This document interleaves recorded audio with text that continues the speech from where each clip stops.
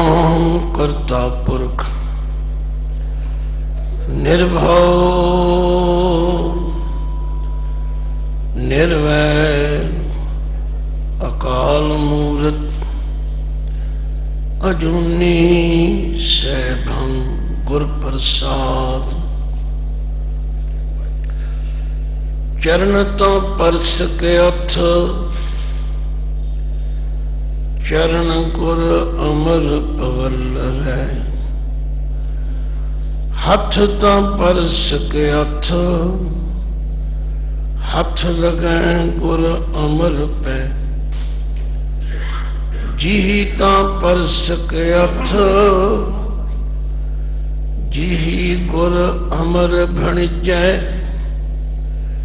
नैन ता परस के अथ नयन गुर अमर पखिजै। श्रवण तो परस के अथ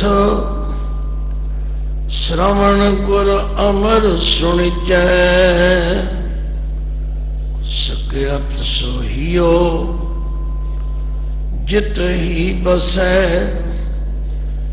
गुर अमर दास निज जगत पित। सके अथ सो सिर जालप भणै। जो सिर निमै गुर अमर नित। कन हर बूंद बसो रो मावल। कुसुम बसंत घनंत न आवे। राव सस किरण उदर सागर को। गंग तरंग अंत को पावे। रुद्र ध्यान ज्ञान सतगुर के। कवि जन भल उना जो गावे। भले अमर दास गुण तेरे। तेरी उपमा तोहे बन आवे। क्या हम कथें किछ कथ नहीं जाने। प्रभ भावै तिवै बोलान। साध संगत की धूर एक मांगो। जन नानक पया सराम। साध संगत की धूर एक मांगो। जन नानक पया सराम। जागदी जोत ज़ाहरा ज़हूर हाजरा हजूर सब कला प्रभु। बाणी दे बोहित कलयुग दे जीवां दे उद्धार करता। धन धन गुरु ग्रंथ साहिब जी दी पावन हजूरी अंदर देश परदेश जिथे जिथे भी गुरु संगतां हाजरी भर रही हैं। भाई सब तो पहला गुरु पातशाह की बख्शी हुई फतेह गजाओ। वाहिगुरु जी का खालसा वाहिगुरु जी की फतेह। अज असी धन गुरु अमरदास पिता जी के मुखारबिंद तो उचारण किए हुए ये पावन बाणी जिसका नाम है आनंद साहिब। बाणी का नाम ते आनंद ही है। पर सचमुच जे तो कदे तुसी विचारोगे निला विचारोगे नहीं जे गुरु के इन्हां बचनां नूं हिरदे विच धारोगे। क्योंकि गुरु अमरदास जी का एक बचन मैं सदा याद कराउना संगत नूं कि सतगुर नूं सब को वेखदा।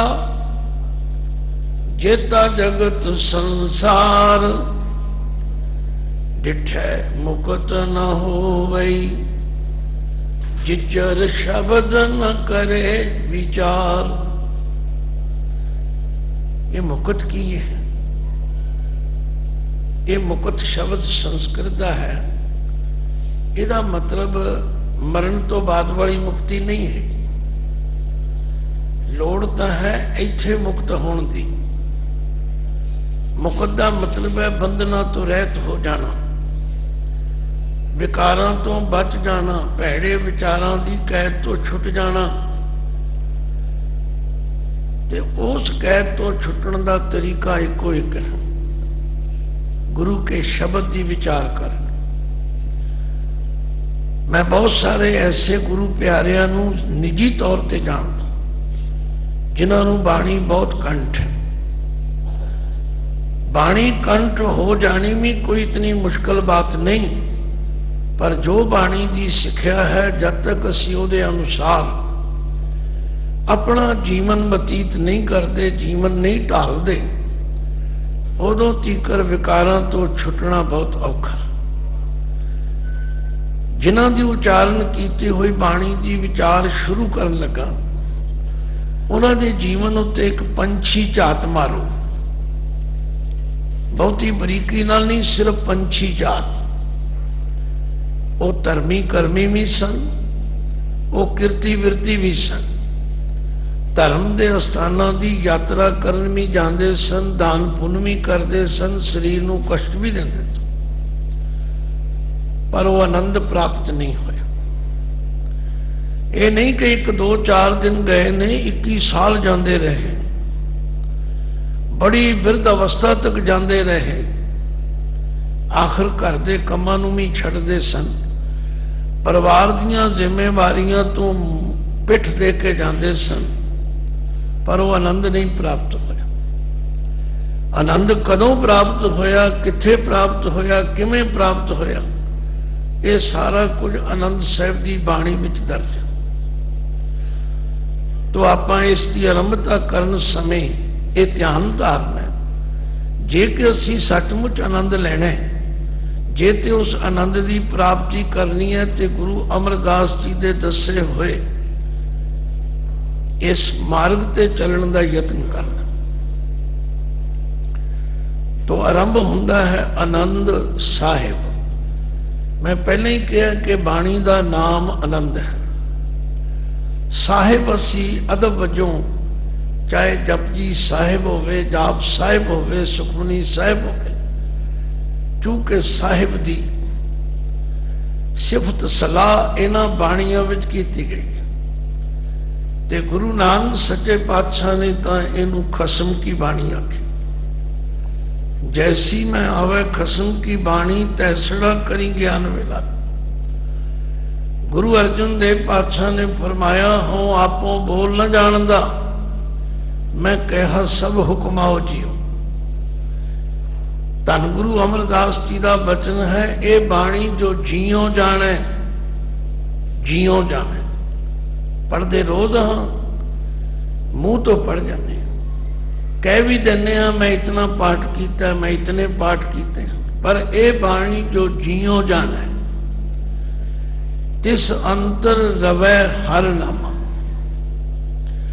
सतगुर की जिसनू मत आवे, सो सतगुर माहे समान। तो आनंद साहिब अगे है राम कली, महला तीजा आनंद। राग का नाम रामकली है। महला तीजा तीजे पातशाह गुरु अमरदास जी के मुखारबिंद तो उचारण किया, और बाणी का नाम है आनंद।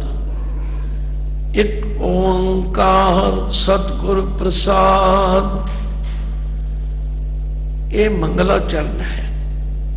मंगलाचरण किसनू कहते हैं?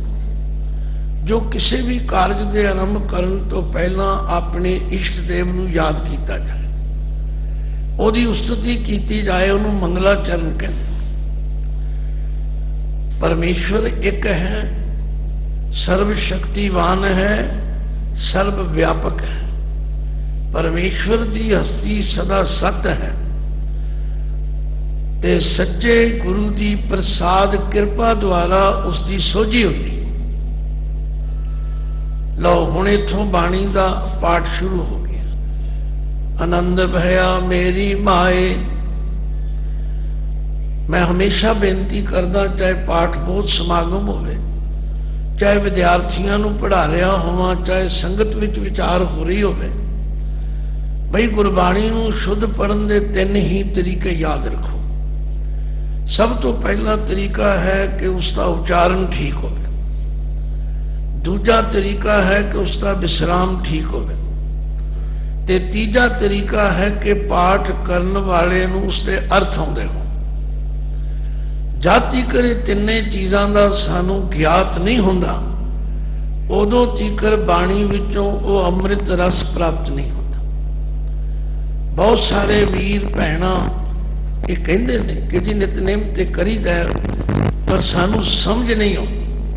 ਬਸ ਸਮਝ ਆਉਣ ਵਾਸਤੇ ਉਪਰਾਲਾ ਕੀਤਾ। ਆਨੰਦ ਭਇਆ ਮੇਰੀ ਮਾਏ, ਹੈ ਮੇਰੀ ਮਾਂ, ਮੈਨੂੰ ਆਨੰਦ ਦੀ ਪ੍ਰਾਪਤੀ ਹੋ ਗਈ। ਆਨੰਦ ਕਈ ਤਰ੍ਹਾਂ ਦੇ ਨੇ ਸਾਧ ਸੰਗਤ, ਸੁਖ ਕਈ ਤਰ੍ਹਾਂ ਦੇ ਨੇ। ਸਿਆਣੇ ਵਿਦਵਾਨਾਂ ਨੇ ਦੋ ਤਰ੍ਹਾਂ ਦੇ ਸੁਖ ਕਹੇ। ਇੱਕ ਹੈ ਛਿਨ ਭੰਗਰ ਸੁਖ, ਇੱਕ ਹੈ ਸਦੀਵੀ ਤੇ ਸੱਚਾ ਸੁਖ। ਇਹ ਸਾਨੂੰ ਨਿਰਣਾ ਕਰਨਾ ਪਵੇਗਾ ਕਿ ਅਸੀਂ ਕਿਹੜਾ ਸੁਖ ਲੈਣਾ। ਜੇ ਤੇ ਛਿਨ ਭੰਗਰ ਸੁਖ ਚਾਹੀਦਾ ਫਿਰ ਤੇ ਪਦਾਰਥਾਂ ਵਿੱਚੋਂ ਮਿਲੇ, ਤੇ ਜੇ ਸਦੀਵੀ ਤੇ ਸੱਚਾ ਸੁਖ ਚਾਹੀਦਾ ਤੇ ਫਿਰ ਉਸ ਵਾਹਿਗੁਰੂ ਅਕਾਲ ਪੁਰਖ ਦੇ ਸਿਮਰਨ ਵਿੱਚੋਂ ਮਿਲੇ। ਇਸ ਲਈ ਗੁਰੂ ਸਾਹਿਬ ਨੇ ਨਿਰਣਾ ਕਰਕੇ ਦੱਸਿਆ, ਸੁਖ ਨਾਹੀ ਬਹੁਤੇ ਧਨ ਖਾਟੇ, ਸੁਖ ਨਾਹੀ ਪੇਖੇ ਨਿਰਤ ਨਾਟੇ, ਸੁਖ ਨਾਹੀ ਬਹੁ ਦੇਸ਼ ਕਮਾਏ, ਸਰਬ ਸੁਖਾ ਹਰ ਹਰ ਗੁਣ ਗਾਏ। ਕਰੋ ਰਸਨਾ ਪਵਿੱਤਰ ਸੁਖ ਨਾਹੀ ਰੇ, ਹਰ ਭਗਤ ਬਿਨਾ ਸੁਖ ਨਾਹੀ ਰੇ, ਹਰ ਭਗਤ ਬਿਨਾ।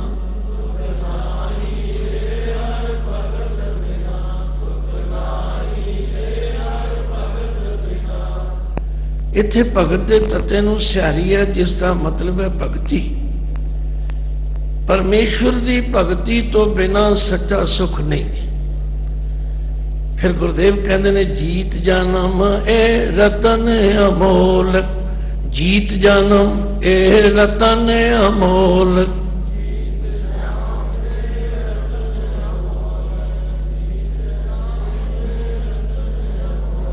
ਸਾਧ ਸੰਗਤ ਜਪ ਇੱਕ ਖਿਨਾ, ਸਾਧ ਸੰਗਤ ਜਪ ਇੱਕ ਖਿਨਾ।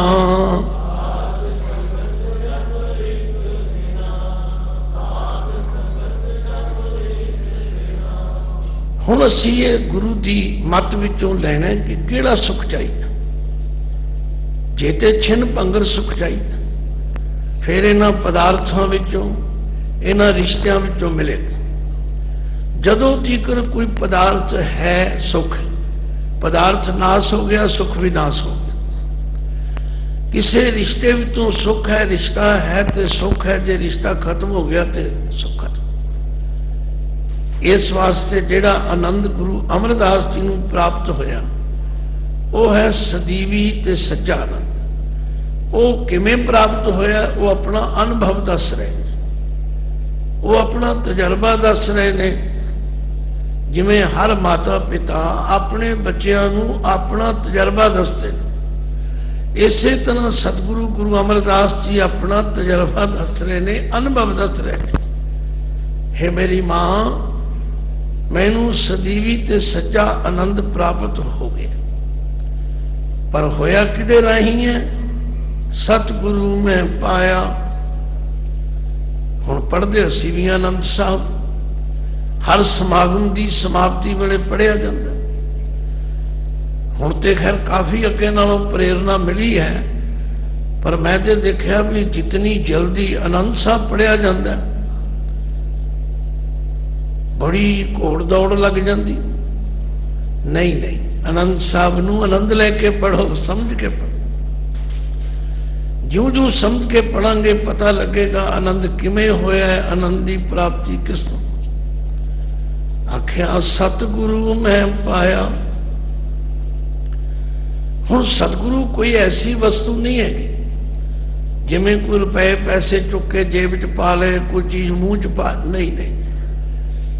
ਸੇਵਕ ਸਿੱਖ ਪੂਜਣ ਸਭ ਆਵੇਂ, ਸਭ ਗਾਵੇਂ ਹਰ ਹਰ ਊਤਮ ਬਾਣੀ। ਗਾਵਿਆ ਸੁਣਿਆ ਤਿਨ ਕਾ ਹਰ ਥਾਏ ਪਾਵੇ, जिन सतगुर की आज्ञा सत सत करमानी। गुरु अमरदास जी ने इस तरह गुरु नूं प्राप्त किया। इहदे लई थोड़ा समा भी लग सकता है, बहुता भी लग सकता, पर जो इतिहास कहता है कि गुरु अमरदास जी ने अपने जीवन के 12 साल लाए बिरध अवस्था ते गुरु की सेवा में जुट गए। बड़ा कुछ लोगों ने आख्या, मैं तो अपनी रचना तो नहीं कह सकता, पर तुसी जानते हो लोगों की आख्या।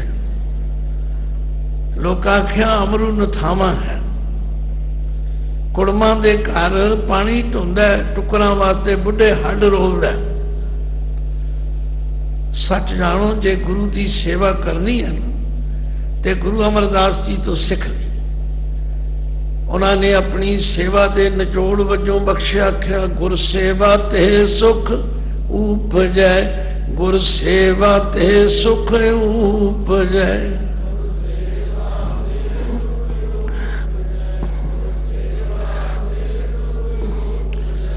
फिर दुख न लगे आए, फिर दुख न लगे आए।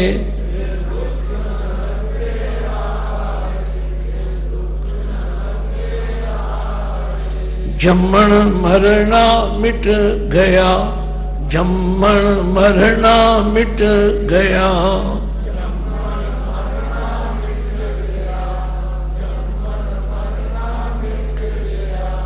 काले का किछ ना बसाए, हर सेती मन रव रहा। सच्चे रहा समाए, नानक हों बलिहारी तिन को, जो चलन सतगुर भाए। एक बड़ी मुश्किल है जदों समय की पाबंदी, समय की लिमिट, उत्थे आके मनुख मजबूर हो जाता। ये गल खोलण ते समझण लई कितना समा चाहिए। ये तो गुरु अमरदास जी की बाणी नूं पढ़ के ही पता लगे। हस्ती सिर जो अंकस है, ऐरण जो सिर दे। मन तन आगे राख के उभी सेव करे। इयों गुरमुख आप निवारी है, सब राज सृष्ट काले।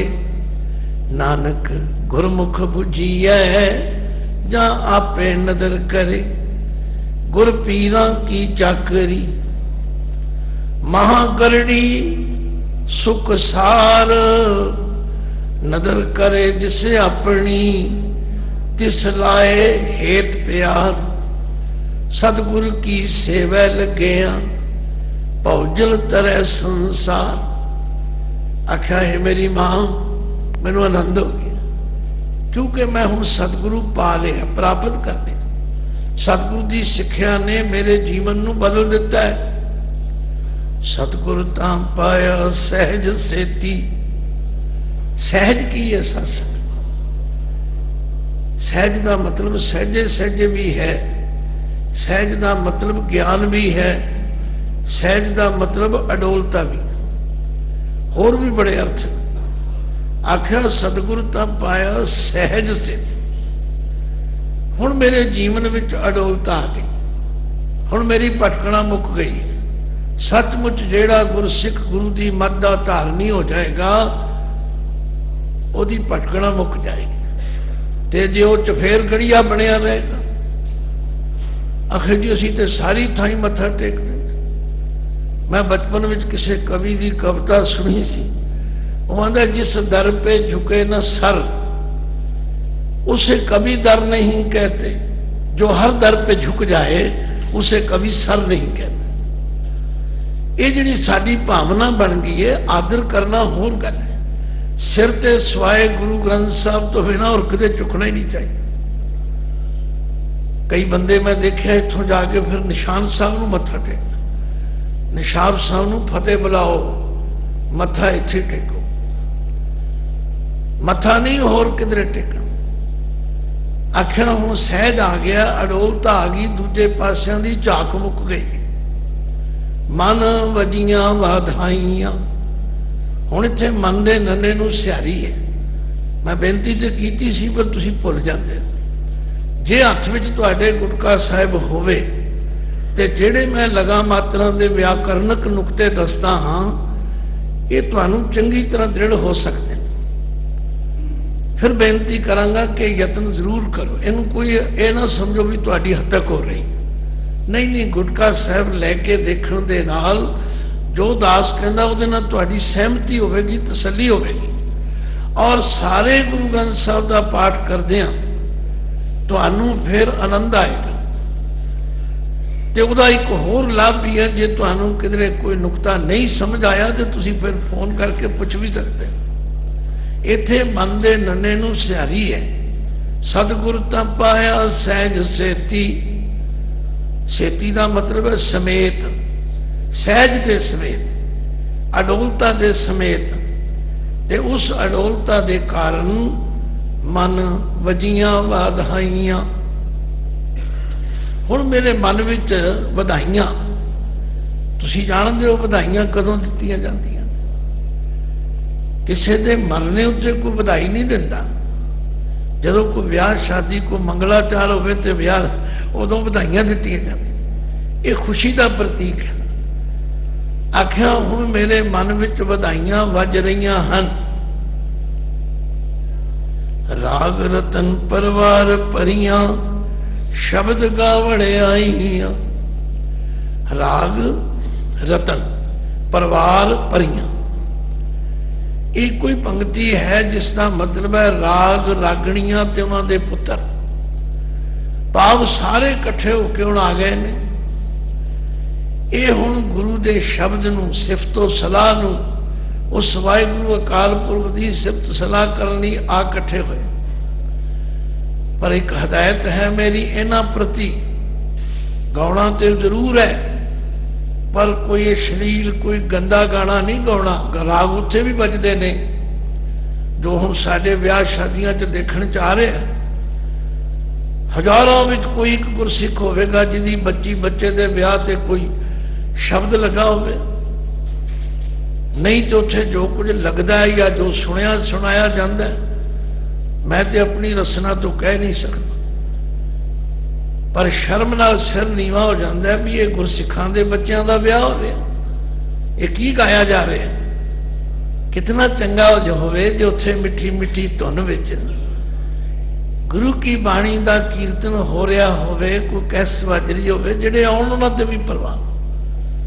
तो गुरु अमरदास जी कहंदे राग रतन परवार परियां शब्द गावण आईयां। फिर उन्होंने दोहरा के कहते हैं शब्दो तंगावो हरि केरा। शब्दो तंगावो हरि केरा। हरि केरा किवें बनेगा? जिहदे च हरि का जिक्र होवेगा, जिहदे विच हरि दे गुण गाए जाणगे। गाओ शब्द पर हरि केरा। वो होर लचर पचर गाने नहीं होने चाहिए। शब्दो तंगावो गुरु केरा मन जिनी वसाया। जो कन सुनते ने ना उही अंदर पहुंचाते हैं। याद रखो, तुसी थोड़ी देर किसी को बह के गंदियां गल्लां सुन लो, भैड़ियां खबरां पढ़ लो अखबार विच, उहदा मन ते असर होण लग जाए। ते जे असीं कन्नां नाल वाहिगुरू दी सब तो सलाह सुनांगे, कीर्ति सुनांगे, तां उहदा मन ते असर होवे। जिन्हां ने अपने मन विच फिर उस परमेश्वर नूं वसा लिया, कह नानक आनंद होवा सतगुरु मैं पाया।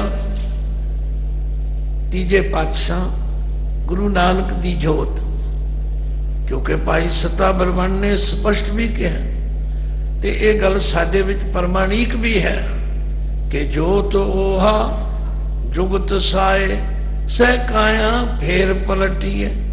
मोर नानक दी आवेगी, भावें वो पहले पातशाह दी बाणी होवे, दूजे तीजे चौथे पंजवें नौवें दी, मोर नानक दी आवे।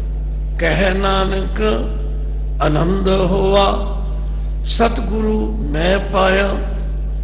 असी कई बारी काली विच सतगुरु मैं नहीं, सतगुरु मैं पाया। हुण मैं सतगुरु नूं प्राप्त कर लिया।